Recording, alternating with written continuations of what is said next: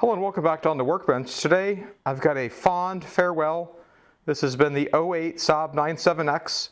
My wife and I have had this for about 5 years. We brought home 2 of our children from the hospital in this car, and it's been a wonderful car, and it's time to pass it on to whoever else comes down the line. And so I thought I'd go through a little bit of the ownership review of having this car for a while, and some of the things I've liked, disliked, and otherwise about the vehicle, and this one final vehicle on the '08 Saab 97X to conclude my playlist.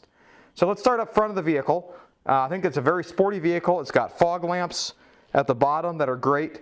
However, one of the downsides is right at the front of the hood, and this is a common problem on these vehicles, is there's definitely a lot of rust here that I priced out a new hood. You can get a new hood for about a little less than $500 plus paint. I thought about doing that at one point, but then I just pumped the brakes on that because take that $500, and I also probably need a new set of tires. I don't know, next spring, give or take. And so the cost of those two put together I thought was more than what the vehicle was worth. So I thought it was time to just go ahead and call it a day. So up front here we got the wipers. That works well. You've seen a lot about the engine. The one little complaint about the engine is the engine does burn a little bit of oil on a semi-regular basis between oil changes. I've got to add maybe a quarter of a quart just to top it off. The wheels have actually worn really well. I've got no complaints about that. The only complaint that I've gotten are these center caps here have kind of faded just a bit. I've tried to find replacements for these, but as far as I can tell, I don't think they actually make the replacements. A little bit of corrosion here, as you can see right by the valve stem. I've got a Saab logo cap on there. Moving along the body. Body's held up pretty well. No real complaints there. We open the car, and if we look inside the vehicle, I've been able to put car seats in here with no problem. It has a 60-40 fold down split where I can fold down the seat here.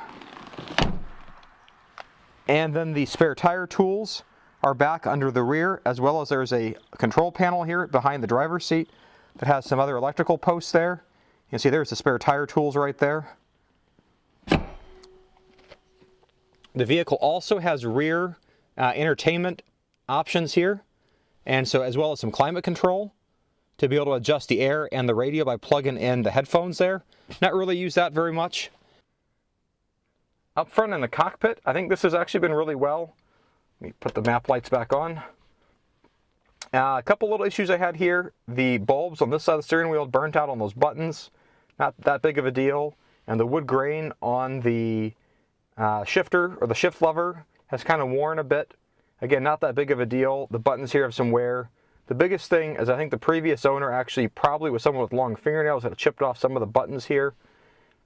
Not that big of a deal. I had to replace the cup holder here at one point. And even with my replacement, we've lost half of the little rubber grommets around the inside already. My wife has not been too pleased when I tell her to please not use the cup holder. The one cup holder down here, if you get some 32-ounce cups, won't work to fit in while the vehicle is in park because the lever here blocks access to the cup holder here. In the center column, or in the center console here, we've got this lift-up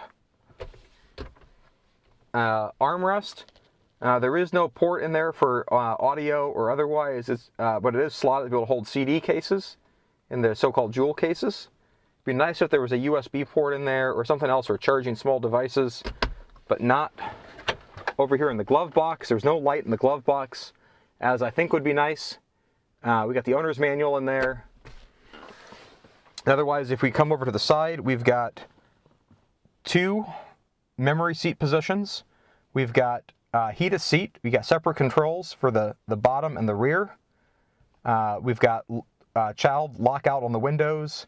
And then we've got window control here. Locking and the child lockout's up here. And then we've got our automatic mirror control up here for electronic mirrors. One other little quirk, the rear windshield wiper control is over here on the left side of the steering wheel, not actually on the stalk with the other windshield wipers. So if I want to turn on the rear one, I've got to turn that on. I end up using it, but my wife doesn't actually use it. There's been a couple of times where I've been driving at night in the rain where I've reached to turn this on. If I go from this car to another car and where that's a headlight control there, So if you're used to that spot being for some sort of a parking light control or otherwise, just take note of that. If we move to the trunk of the vehicle over here has a storage compartment. You can store, like I kept cargo tie-down straps over there. So one other feature here over on the passenger side, if we pull off this panel here, is an air compressor. So you can actually refill a tire. You can screw in this. There's a little fitting right there.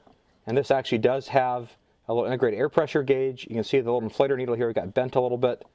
Not that big of a deal. Controls right here. I think that's a really unique feature about this vehicle. I'm not sure how many other vehicles have it, but I think that's actually a pretty sweet feature to be able to have in a vehicle. Looking in the back, we've got an access panel here.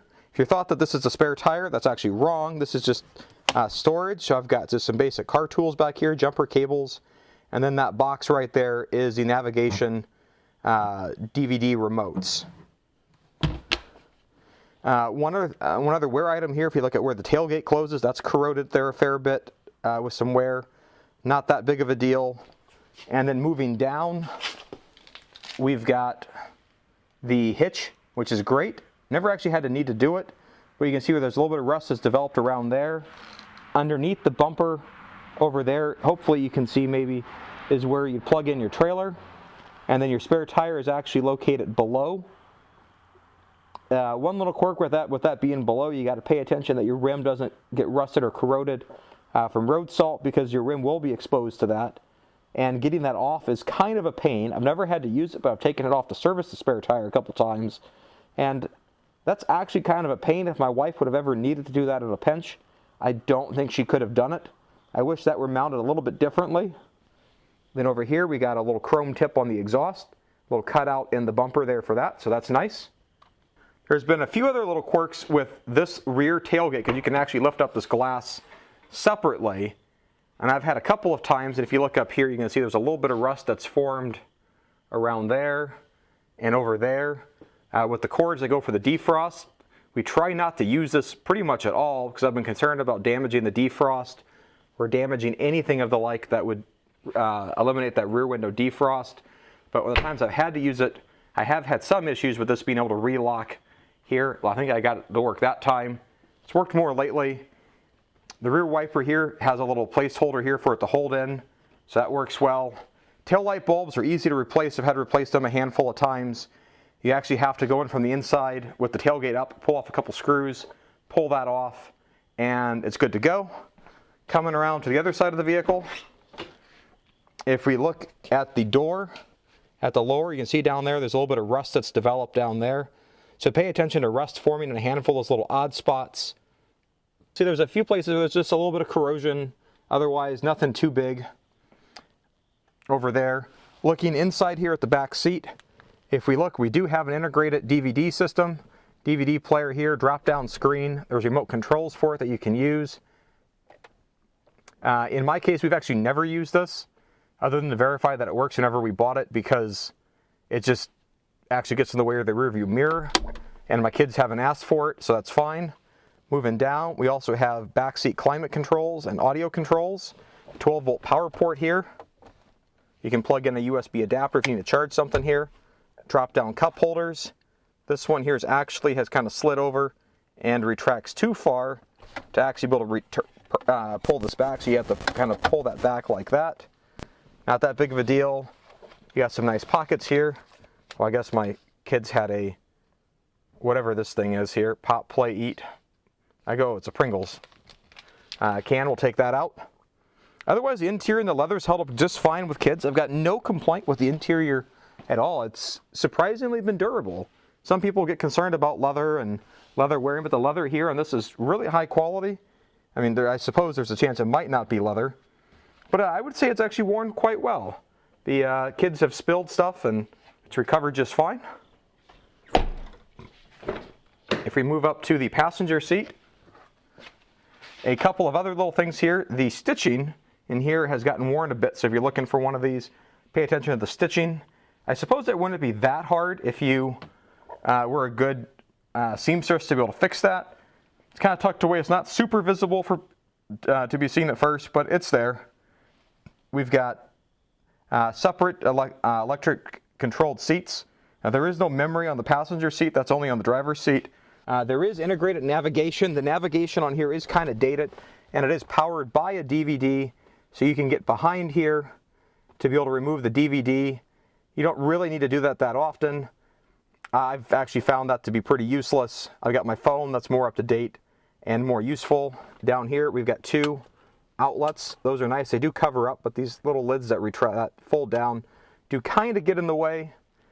When you put a plug in there, it's just kind of annoying. It'd be nice if it just had a little pull-out little plug. You can see here, rear window defrost, front window defrost, air conditioning, recirculation, power. All this is facing the driver in Saab cockpit style. The rear view mirror here does have the OnStar control buttons. If you hit the button on the steering wheel, it does have available OnStar. So sometimes I have to tell OnStar cancel if I hit the wrong button on the steering wheel. This does have a moonroof up here. Almost never use it. I personally don't find moonroofs useful at all. You've got the HomeLink garage door opener controls. You can store up to 3 different garage doors there if you need it. The mirrors that fold down do have lights on them on both sides. You know, one of the downsides of this vehicle is the fuel economy. It gets about 18 miles a gallon. It would be nice if it got a lot more. But overall, it's been quite reliable. Parts are easy to get for it whenever I've had to replace anything. It's been relatively easy to maintain. So let's take one last look under the hood. So now under the hood, we can see the V8 engine. I think that's been a big plus on this vehicle. It's got plenty of power. It's very responsive. It's great on the highways. You can tow with it. Although I've never actually personally have towed with it, but I can tell it would easily tow. And it's been quite reliable. The couple of the other mechanical issues that I have had with it, it has burnt out a couple batteries a little more quickly than I would expect. Can't put a reason on that. I did have to replace the AC clutch compressor bearing. I wish I could have made a video on that, but that was just such a messy job trying to do. Even though GM says you can't replace it, they want to sell you a whole new one, but yes, that is user serviceable. We got the air filter over here that comes off with a couple Phillips head screws. Would be nice if that was some clips. This uses Dexcool coolant, 5W30 engine oil, and I have had to periodically check the engine oil because it does burn a little bit of oil residually. And this particular engine here has developed just every now and then it'll give me a misfire on cylinder. It's usually one. If it's been idling too long, it doesn't usually generate a check engine light, but you can feel it's just got a little bit of a rough idle. And so I can tell this engine is starting to show some wear on it. But with the TLC I've given it, it's done quite well. And so if you're mechanically inclined, I think this has more life left in it. And it's going to be sad to get rid of this, but it's time to pass it on because in my situation, to replace the hood, that's going to be about $500 to $700 with parts and paint. New wheels is going to be about $1,000 to get the tires put on it. And so I think new tires and wheels, new hood and new tires, it's just not worth it to do it. So that's why we're looking to change vehicles. My wife wants a vehicle with a 3rd row seating, just so she can take, if she needs to carpool with other parents. I totally get it. This has predominantly been my wife's daily driver, but I drive it frequently enough that I'm pretty familiar with it as well. And so it's been a great experience. The rear windows here are tinted. That's not a factory option. It's just nice to help cut down on how hot the car gets in the summer. It's got chrome rails on it. It's kind of a nice little touch here. Never really used it. I'm not a huge fan of hauling stuff on top of the vehicle, but that's there in the event you did need it. Gas cap is on the driver's side. It's dusty, but it works. And so with that, this marks the final video with the 08 Saab 97X. I'm going to be sad to see this go, but look forward to videos with a new vehicle coming up in the future. I'll have a reveal of what the replacement vehicle for this is going to be coming up in a future video, so click that subscribe button, and I look forward to seeing you back here for another video. Thanks, and have a great day. Bye.